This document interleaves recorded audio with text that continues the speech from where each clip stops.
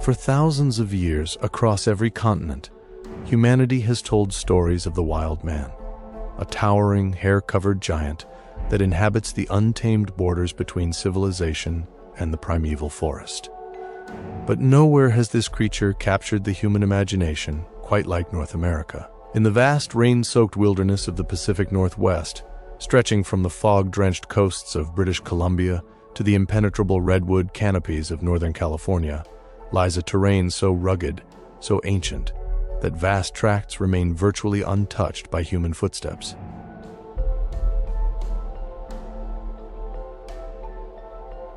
Covering over 500,000 square miles of dense temperate rainforest, alpine valleys, and deep volcanic gorges, the Pacific Northwest represents one of the densest biospheres on Earth. Here, Douglas firs and western red cedars grow over 200 feet tall, cloaking the mountains in perpetual mist and deep green shadow. In this endless sea of timber, the boundary between the known and the unknown begins to blur.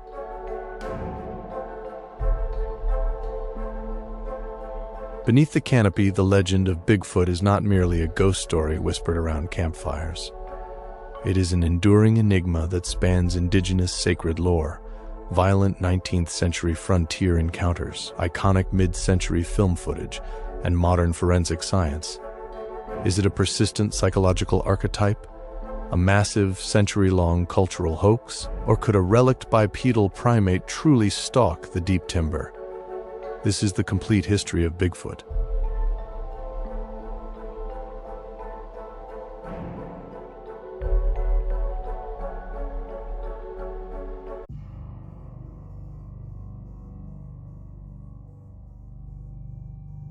Long before European settlers set foot on the North American continent, First Nations and Native American tribes documented deep and persistent encounters with large, bipedal beings of the wilderness.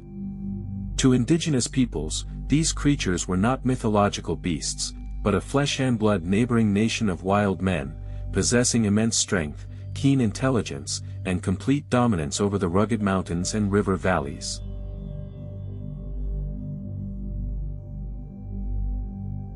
Along the Pacific Northwest coast, the Coast Salish peoples spoke of the Sasquatch, a Halk Amilam word translating roughly to the hairy man or wild men of the woods.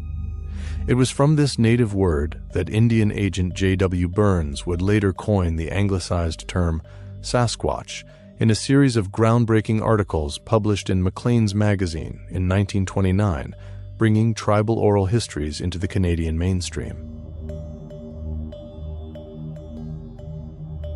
Among the Kwakwaka'wakw people of Vancouver Island, ceremonial carvers depicted Zunukwa, the wild woman of the woods. She was represented in towering totem poles and dramatic painted masks with pursed lips, hollow eyes, and wild black hair, capable of carrying off children in cedar baskets and walking unseen through the densest cedar groves. Further north, the Tlingit warned of the Kushtaka, the Ottermen shapeshifters of the southeastern Alaskan archipelago. Across the continent in the southern Appalachians, the Cherokee spoke of Sul Kalu, a giant slant-eyed master of the game who guarded the high ridges of the Great Smoky Mountains. And along the Tule River in California, ancient petroglyphs had painted rock, known as the Mayak Datat or hairy man pictographs, depict an entire family of towering hirsute giants painted in red ochre centuries before the first European arrived.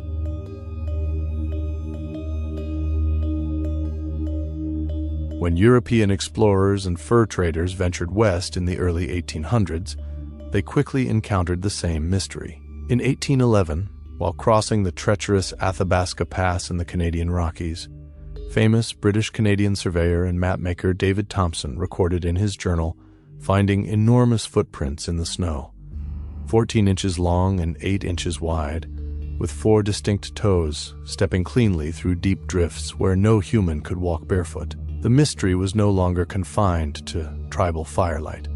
It was entering the written record of Western civilization.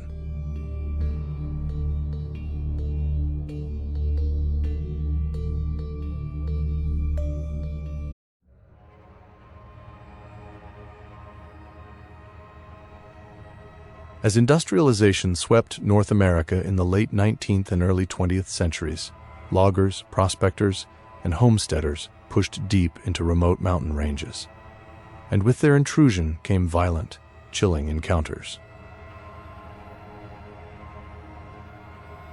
In 1892, future United States President Theodore Roosevelt published his acclaimed book, The Wilderness Hunter, detailing an eerie tale told to him by a seasoned German trapper named Baumann in the Bitterroot Mountains of Montana. Baumann and his partner had established a camp near a desolate mountain pass, only to find their shelter repeatedly ransacked by something walking upright on two legs. One evening, Baumann returned to find his companion dead, his neck broken, with enormous bipedal tracks leading away into the dark spruce. Roosevelt described the creature as an unknown beast that walked upright like a man.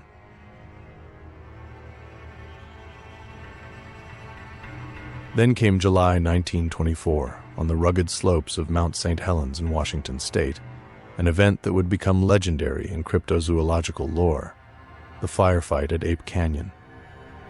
5 gold miners, led by Fred Beck, were prospecting in a deep gorge when they encountered several towering ape-like creatures covered in thick gray hair. After one of the miners shot at one of the creatures near a precipice, the men retreated to their small log cabin.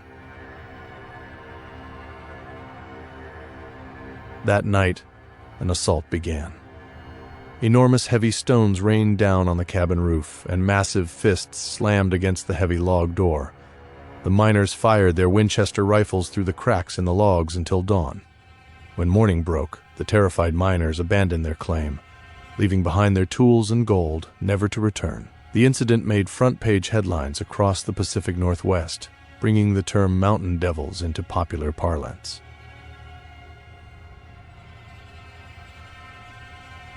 That very same year, 1924, another extraordinary account occurred at Toba Inlet, British Columbia. A Swedish-born prospector named Albert Ostman claimed he was scooped up inside his sleeping bag by a giant male Sasquatch and carried for miles through the night into a hidden mountain bowl. There, Ostman alleged he was held captive for 6 days by a family unit of 4 creatures, an adult male, an adult female, and 2 young ones, before escaping by offering the male a tin of snuff tobacco, which incapacitated the creature with sneezing. Ostman maintained under sworn affidavit before a magistrate in 1957 that his story was completely true. By 1955, encounters were becoming increasingly detailed. While picking berries on Mica Mountain in British Columbia, William Rowe spotted a massive female creature covered in dark brown fur just 20 yards away. Rowe watched the animal for 6 minutes through rifle sights as it stripped leaves from bushes, observing its human-like breasts, thick neck, and heavy brow ridge, before deciding not to shoot because it looked too human. His detailed sketch and anatomical descriptions would eerily foreshadow the photographic evidence that would emerge just a decade later.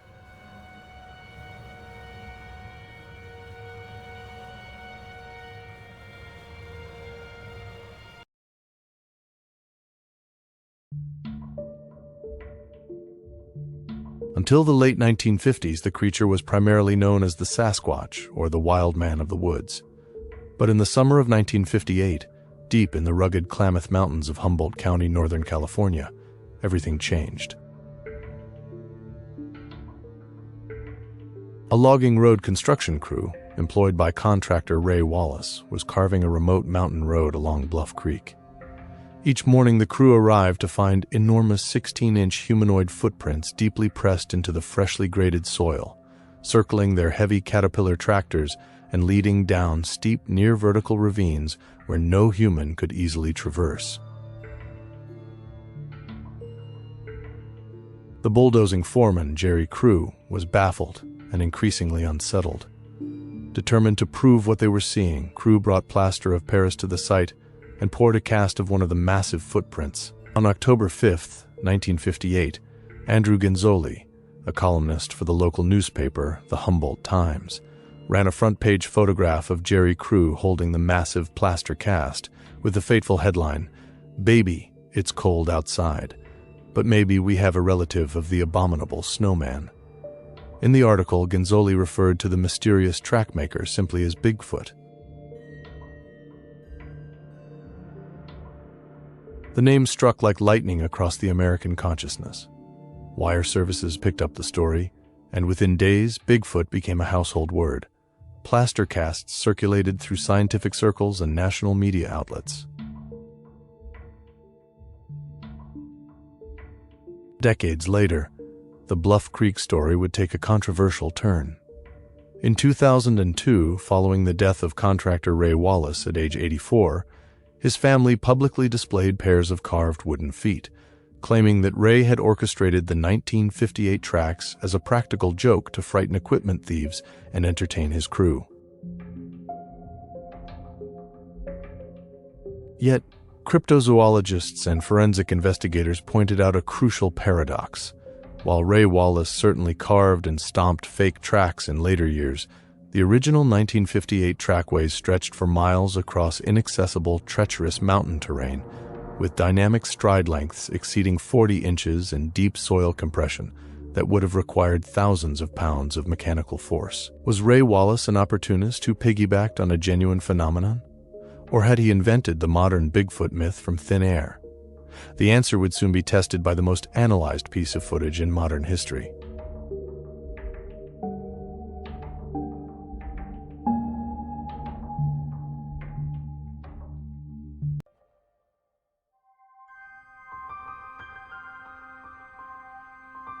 On Friday, the 20th of October 1967, two horsemen rode into the remote creek bed of Bluff Creek, Northern California.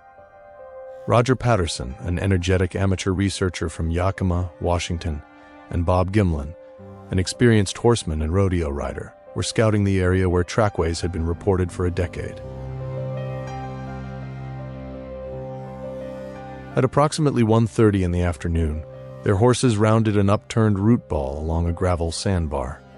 Suddenly, 25 yards ahead, they spotted a massive, upright, hair-covered creature crouching beside the water. Patterson's horse reared in panic, throwing him to the gravel.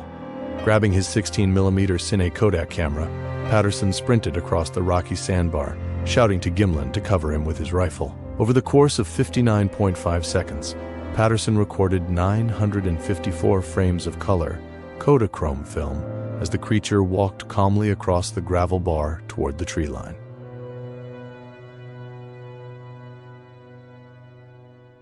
Near frame 352, the creature did something that would haunt viewers for generations.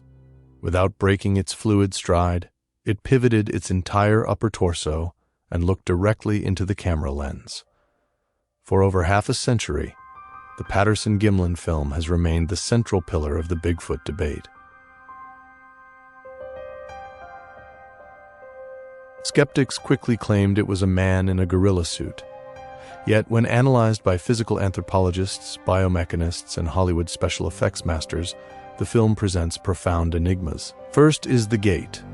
The subject, nicknamed Patty, exhibits a compliant, bent-knee walking style with a foot-compliant angle of over 70 degrees. A biomechanical movement virtually impossible for a human in a costume without extensive training. The intermembral index, the ratio between arm length and leg length, is approximately 84%, falling precisely between that of modern humans and great apes. Second is the musculature and anatomy.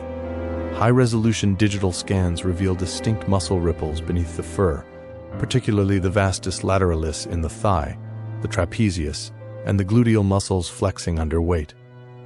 Furthermore, the creature displays prominent, hair-covered breasts, a biological feature rarely if ever seen in mid-century ape costumes. When legendary Hollywood makeup and creature artists were consulted, including John Chambers, who designed prosthetics for Planet of the Apes, and Stan Winston, they noted that in 1967, creating a form-fitting, muscle-flexing, seamless fur suit of that quality was beyond the capabilities of the entire motion picture industry.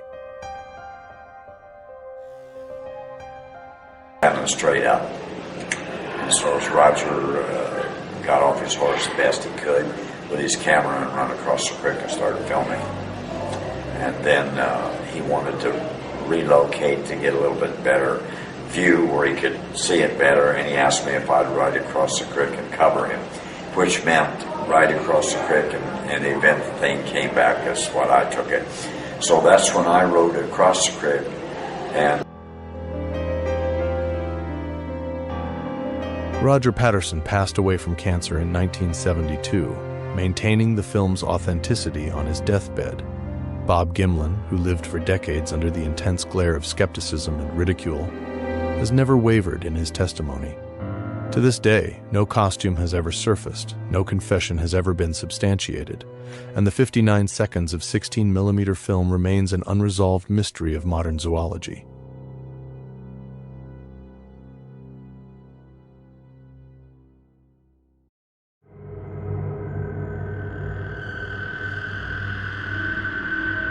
The decade following the Patterson-Gimlin film ushered in the golden age of Bigfoot research. A small cadre of dedicated researchers emerged, later dubbed the Four Horsemen of Sasquatchery.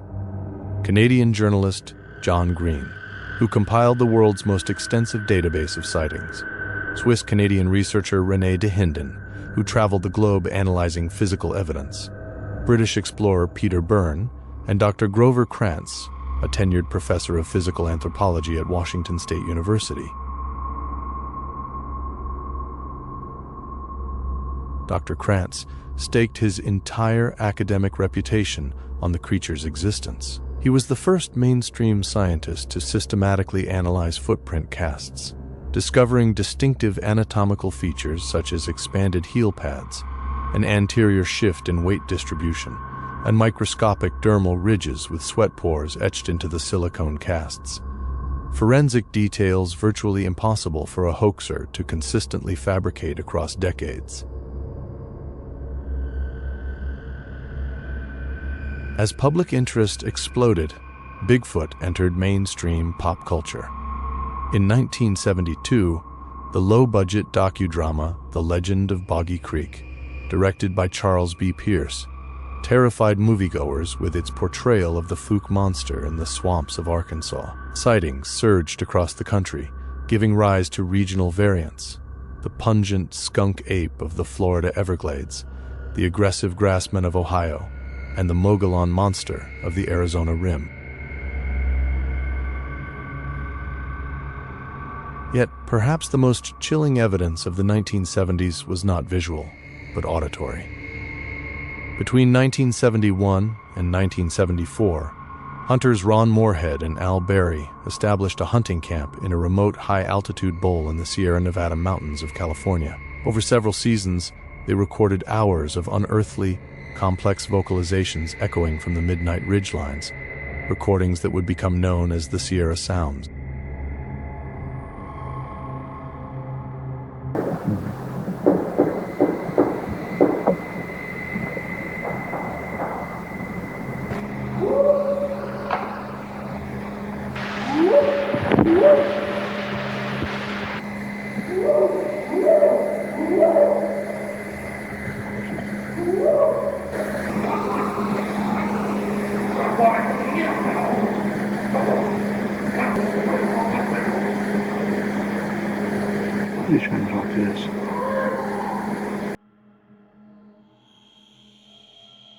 When analyzed decades later by R. Scott Nelson, a retired U.S. Navy cryptolinguist with over 30 years of experience analyzing foreign language frequencies, he concluded that the vocalizations contained complex morphemes, intentional cadence, and a vocal tract frequency range double the biological capacity of a human larynx. What had the hunters recorded in the Sierra wilderness?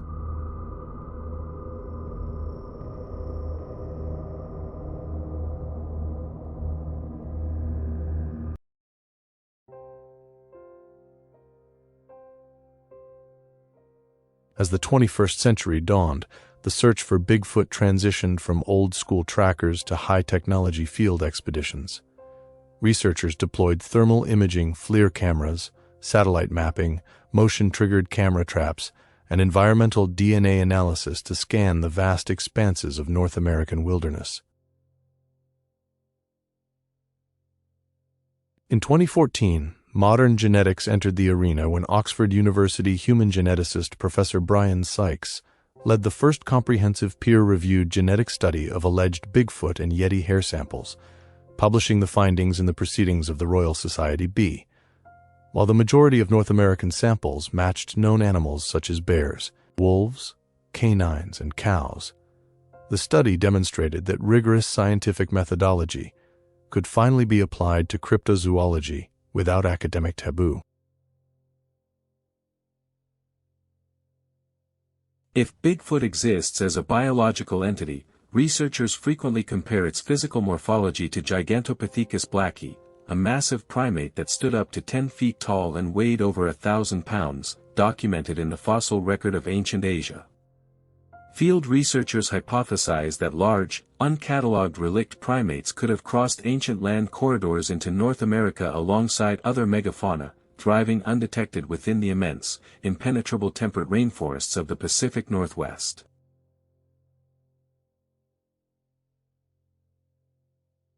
Yet, the ultimate question remains. In an age of ubiquitous smartphones, high-resolution satellite imagery, and relentless human encroachment, how could a giant primate remain unproven by modern science? Skeptics argue that without a physical specimen, a holotype body, bones, or indisputable fossil record, the phenomenon remains a testament to the power of human psychology, pareidolia, folklore, hoaxes, and our deep-seated evolutionary fear of what lurks in the dark. Believers and field researchers counter that the North American wilderness is vastly more expansive than most urbanites realize. In regions like the Pacific Northwest, the Great Bear Rainforest, and the boreal forests of Canada, thousands of square miles of contiguous, near-impassable terrain provide ample habitat for elusive megafauna that actively avoid human contact.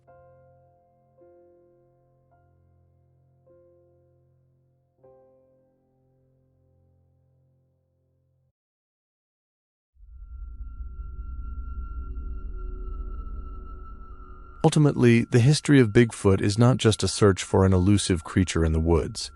It is a mirror reflecting humanity's relationship with the natural world. For centuries, the legend has survived because it speaks to something primal within us. The realization that even in a world mapped by satellites and connected by fiber optic cables, there are still deep, untamed corners of the earth where the wilderness holds secrets we cannot explain.